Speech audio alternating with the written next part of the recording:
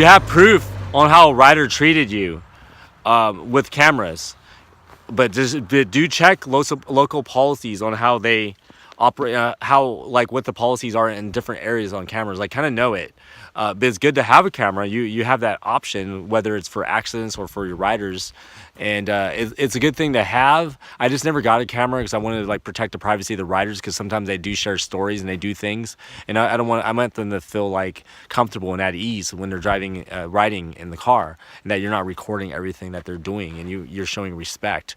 And because a part of the reason that they drive Ubers because they respect the company and they need to get around, but you also don't want to like invade their privacy by them talking about something that could potentially cost them to lose their job, and to do things that will make them feel like that you didn't protect their privacy, and now they trusted you and now they lost their job. And so there's conflict that does happen, but it's not something that's common, because you got a working class, like tech people, you got students, and you got people that go to their daily jobs. They work in restaurants and other places, and that they're pretty fair, and they're not going to be like somebody that's, they usually care about their driver, but you're going to get some people when they drink and you can't really control their attitudes, and they're going to be the ones that are going to be a problem of like, because of alcohol. And things do happen with alcohol, when you mix alcohol. And then people that do use drugs, they use like hard drugs, and I've seen it, and it's kind of hard to report that, because now they have my license plate number, they have my face, they know my name. So I feel like that now I'm at risk, because now if I go report them to Uber, now maybe Uber says, Jason said that you're using cocaine on the trip. And I don't want to be in that situation, because now they have, they know what I look like. So they have my license plate number, they have my car. It wouldn't be hard for them to find me.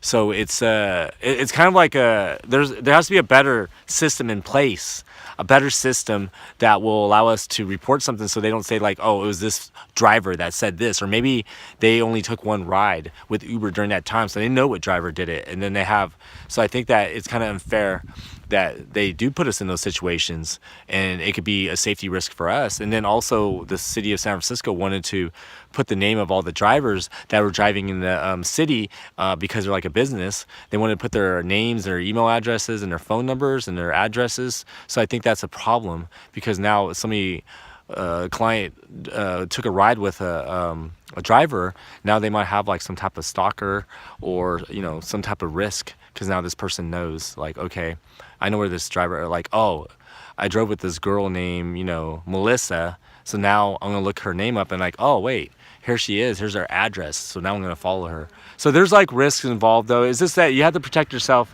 always. You do the best you can, but always just keep a alert with the type of clients that you do get, because the clients that you do get could times different things happen, and there's always some type of risk with clients, like very few that are going to create conflict because of like how they feel about their situation, or maybe they're on the verge of snapping. They had some alcohol, they were using drugs, they were mad about something, they had a breakup, they got stood up at a restaurant. So there's a lot of things, though. We have to like really understand that we can't feed into these people that are, if we respond to them, that we could put ourselves in danger. I mean, there's times I was driving and maybe somebody might try to touch you on your arm, and maybe they're trying to touch your neck and stuff, and you're like, hey, I'm not into that stuff, so I just want to let you know. And then they're like, oh, I'm sorry and stuff. Like, you have to be honest with them. You don't have to say like, get your damn hands off me, or like with female it's a little bit harder, because there's more risk, because guys that are drunk sometimes some are brave, and they want to talk to maybe a female driver they might think that they are attracted to, and that could be a problem. So that's why maybe, Uber wants their drivers to drive and feel safe, but for females, I always like say be cautious. There's certain times that are better than other times to drive, but there's always risk at any time.